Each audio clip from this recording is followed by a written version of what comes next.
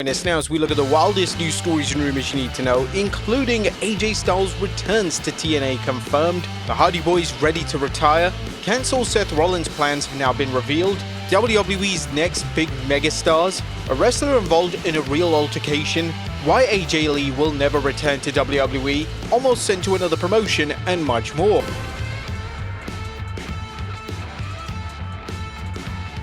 Our first story looks at AJ Styles confirmed for a TNA return.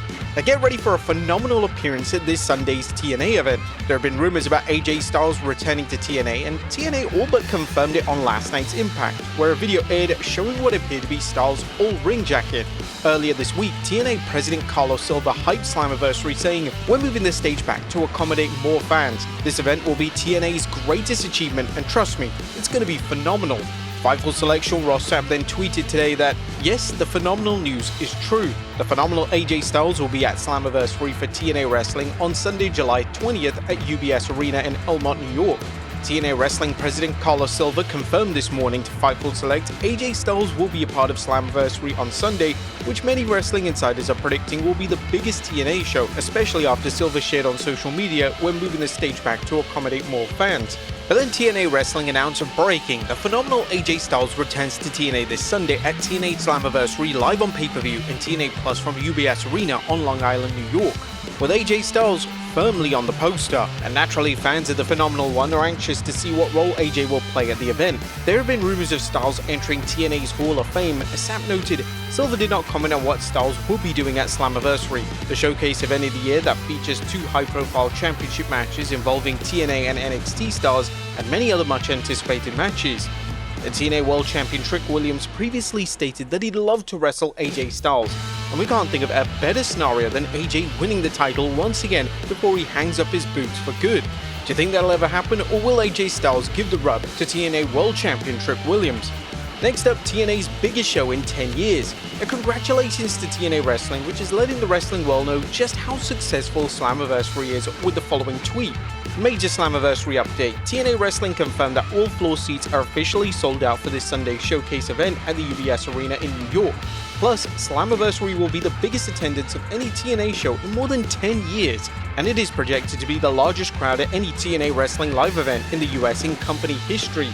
Now it's actually crazy to see how far TNA have come from those dying days in the early 2010s. One of their biggest pay-per-views of the year, Bound for Glory, only had like a handful of fans, and most of the seats in the arena were totally empty.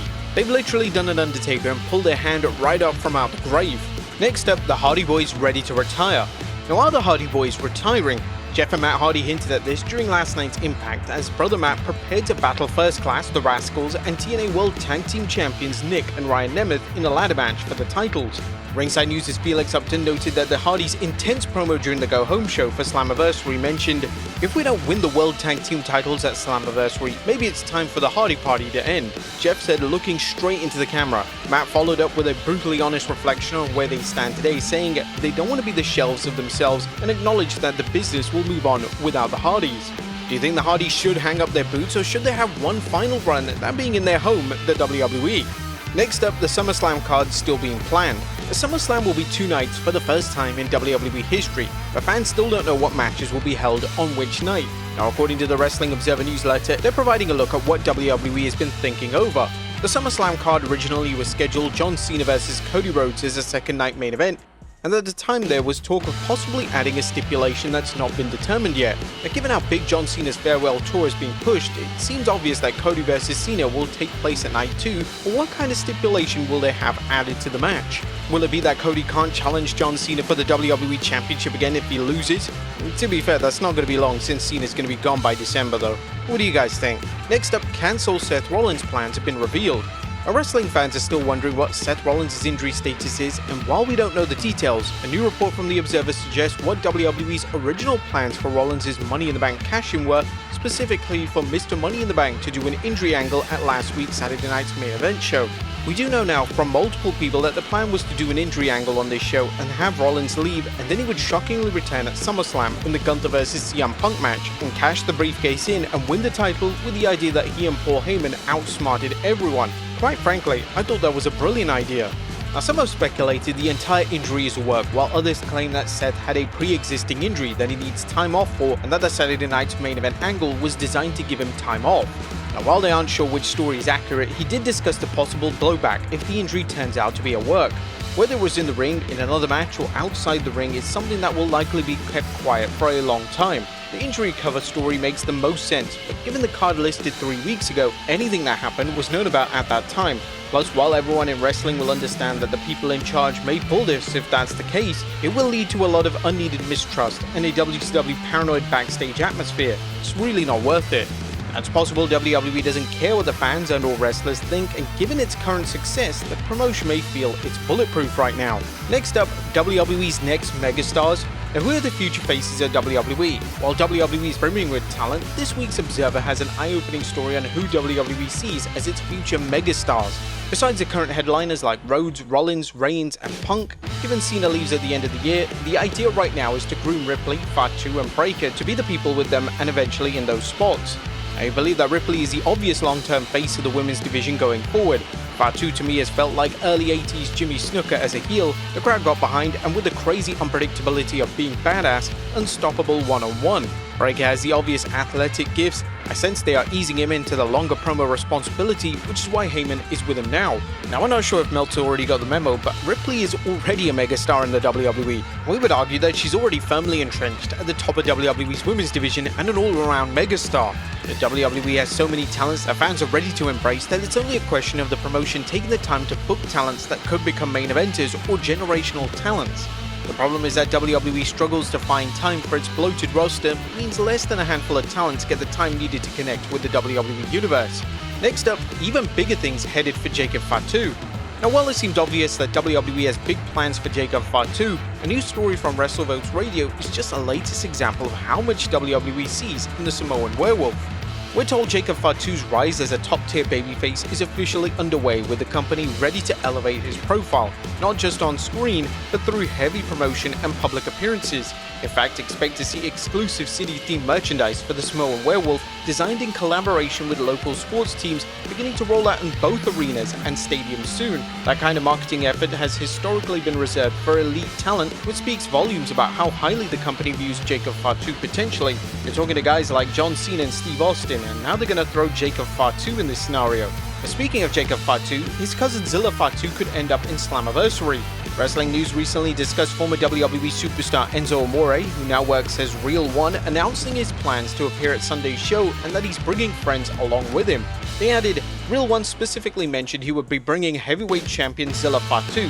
Fatu, the son of the late WWE legend Umaga and a member of the famed Anoa'i wrestling family, is the inaugural Fourth Rope Wrestling heavyweight champion. Next up, a wrestler involved in a real altercation. A current AEW talent, Marina Shafir, is opening up about an uncomfortable incident she had with a co-worker at the gym. Shafir appeared recently on Soraya's podcast, discussing how a co-worker began mocking her while she was on the treadmill, leading to things escalating when she moved to a different part of the gym. And I'm just like leaning against the wall, and all of a sudden, I get f***ing shoved from behind. And I'm taking a sip of my water bottle, and it wasn't like a soft shove, man. Like, I felt like I just got like tackled. The water bottle hits the wall, like cuts me in the gums, like my gum is bleeding, water's just everywhere.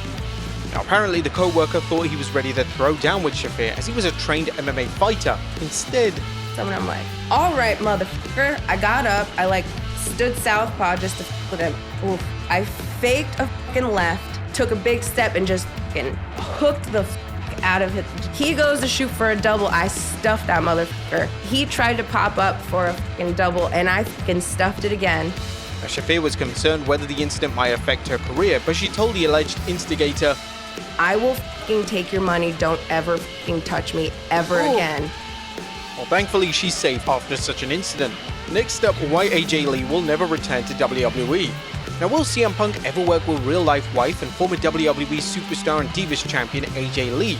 Well, not according to some recent comments from wrestling's Second City Saint, as during an interview with TV Insider, he revealed, there are really two things my wife and I don't do together. One is to work out, and the other is to work together. It's really the perfect relationship.